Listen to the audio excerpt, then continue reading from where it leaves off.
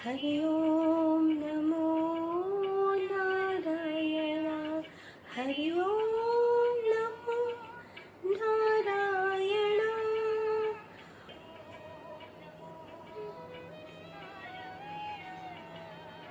श्री गणेशाय नमः। दोस्तों, भाइयों बहनों, कुटुंबीजनों, स्वजनों, सबको तृप्ति जोशी शाखा जय श्री कृष्ण। गीता ज्ञान मंजरी नाम की चैनल में आप सबका स्वागत। आप मुझे लाइक कर सकते हो, सब्सक्राइब कर सकते हो और गीता के अध्ययन में मेरे साथ जुड़े रह सकते हो।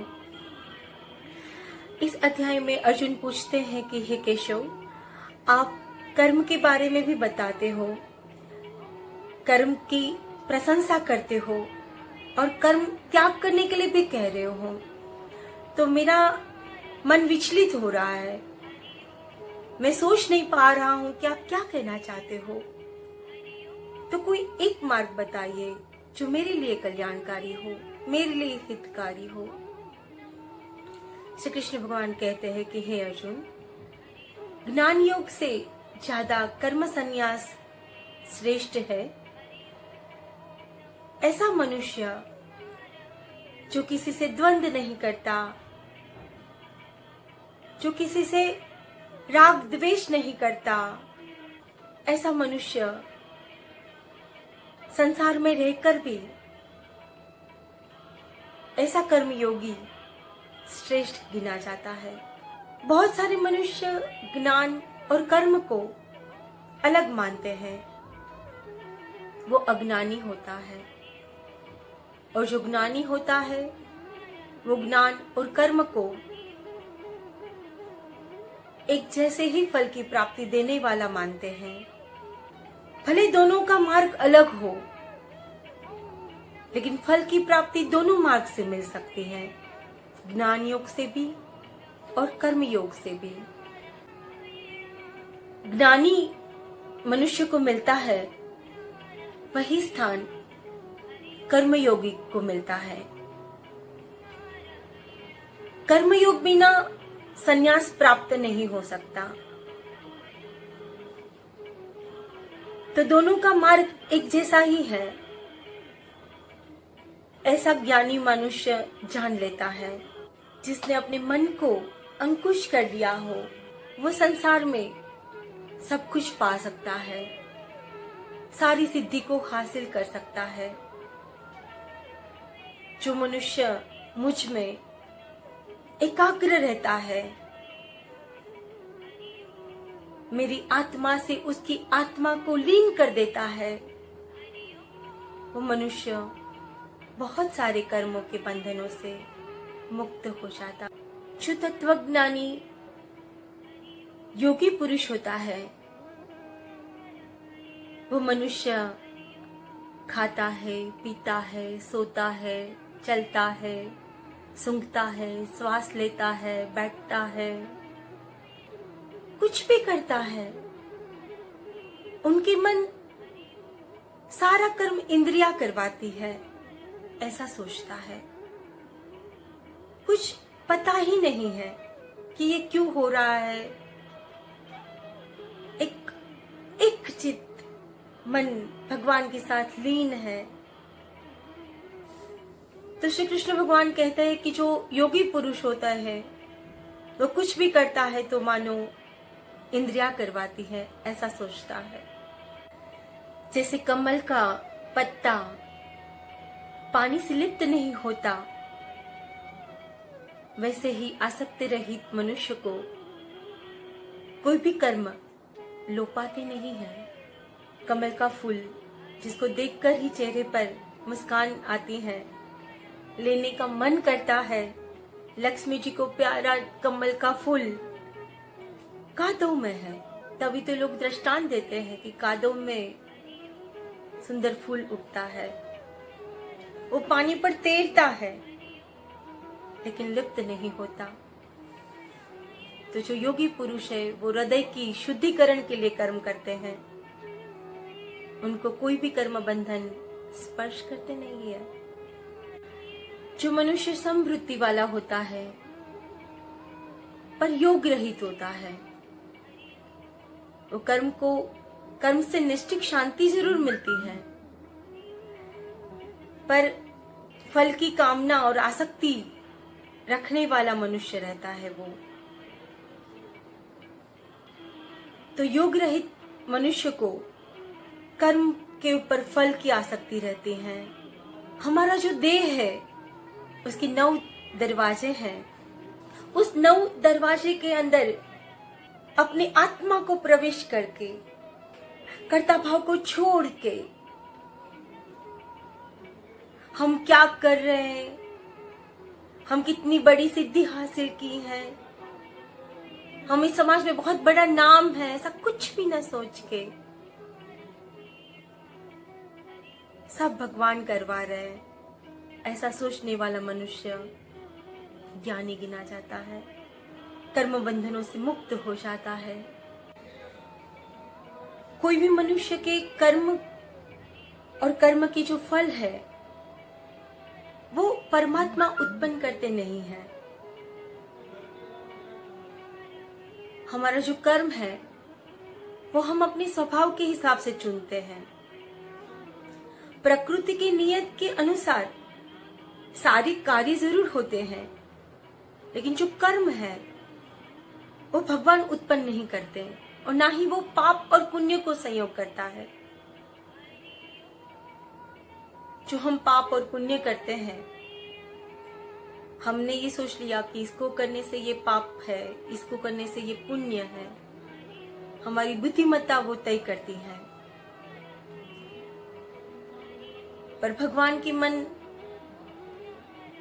जो मनुष्य उसको एक चित्त लगाकर सब छोड़ के शांति पूर्वक उसको भजता है, वो ही मोह रूपी दलदल में से जो बाहर निकल जाता है उसको परम शांति मिलती है। जो ज्ञानी पुरुष होता है वो हाथी, कुत्ते, विद्वान, चांडाल सबको एक समान मानता है, कोई भेदभाव नहीं रखता। ये जो भेदभाव की रेखा है ना, हम इन्हें अंकित करी है। ये जाति भाति की भेदभाव मनुष्य ने ही बनाया है। ये जो पीढ़ी है, आने वाले जो लोग हैं, बच्चे हैं, वो जाति भाति के भेदभाव से परे हैं। बच्चों को आप पूछोगे कि आपके क्लास में आपके बाजू में बैठने वाला बच्चा कौन सी जाति का था, कौन सी ज्ञाति का था, तो वो बताएंगे कि मम्मा मैंने उसको कभी पूछा ही नहीं, मैं जानता ही नहीं हूँ, बस मेरा फ्रेंड है। तो ये जाति पाति की भेदभाव से आज की पीढ़ी परे हो गई है, वो उनको नहीं मानती, सबको एक समान मानती है। हिंदू, मुस्लिम, सिख, ईसाई, ब्राह्मण, क्षत्रिय, वैश्य, शूद्र कुछ नहीं, मनुष्य मानते हैं। मानवता परमो धर्म।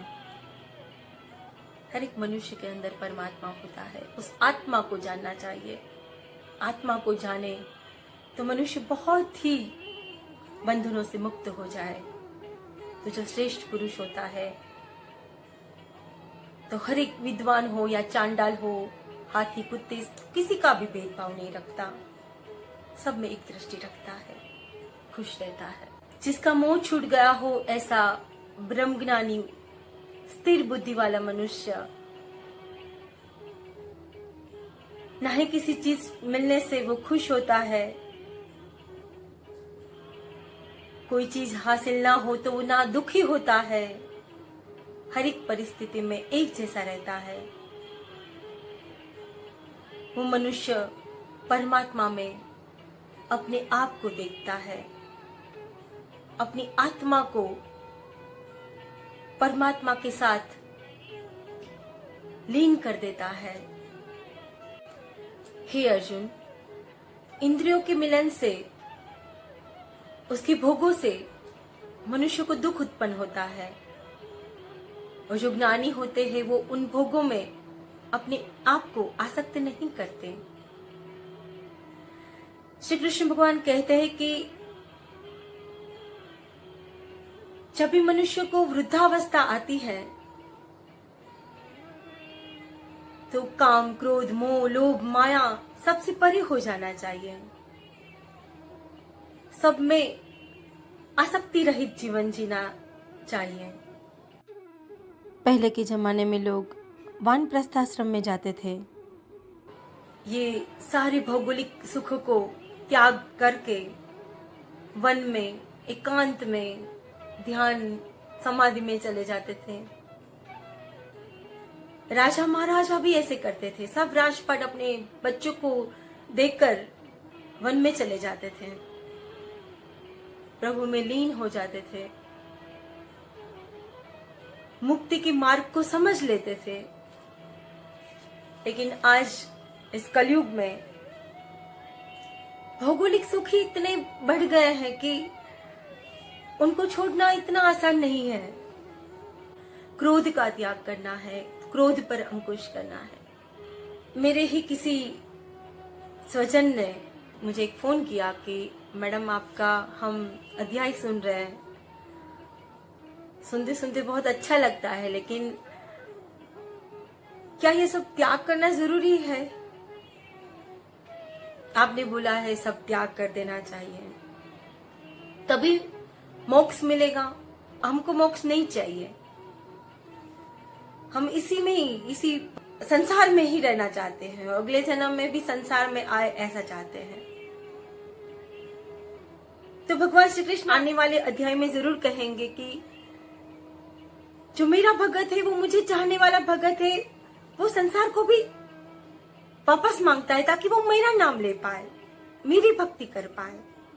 वो संसार भी चाहता है, पर ऐसा संसार जो मोक्ष जैसा ही है। आने वाले अध्याय में भगवान श्री कृष्ण यही कहते हैं कि सब छोड़ना आपके लिए सबके ना हो तो अच्छे कर्म किया करो, अच्छा आचरण किया करो, उससे भी बहुत सारे कर्म बंधनों से हम मुक्त हो सकते हैं, पाप कर्मों से मुक्त हो सकते हैं।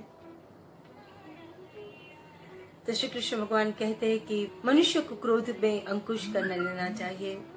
कहीं हरिद्वार में जाकर भजन कीर्तन करो, ऐसा नहीं कि संसार छोड़ के साल में 1-2 बार जाओ, बस अपने आप को थोड़ा 25%, क्योंकि कलयुग में बोला गया है कि भगवान श्री कृष्ण कल के रूप में आएंगे, और जो पहले के जमाने में तप करना पड़ता था, समाधि लेनी पड़ती थी, सालों तक भगवान का नाम लो तब भगवान प्रसन्न होते थे, और इस कलयुग में 25% भी भगवान का नाम लेंगे, 25% भी उनके साथ अपने आत्मा को परमात्मा में साक्षात्कार करेंगे, तो भी भगवान प्रसन्न होंगे। जो योगी पुरुष हैं, वो अंतरात्मा में ही सुख, उल्लास और प्रकाश का अनुभव करता है और मोक्ष का अधिकारी बनता है, और पाप पुण्य के जो मेल है वो धुल जाते हैं। श्री कृष्ण भगवान इस अध्याय में ये कहते हैं,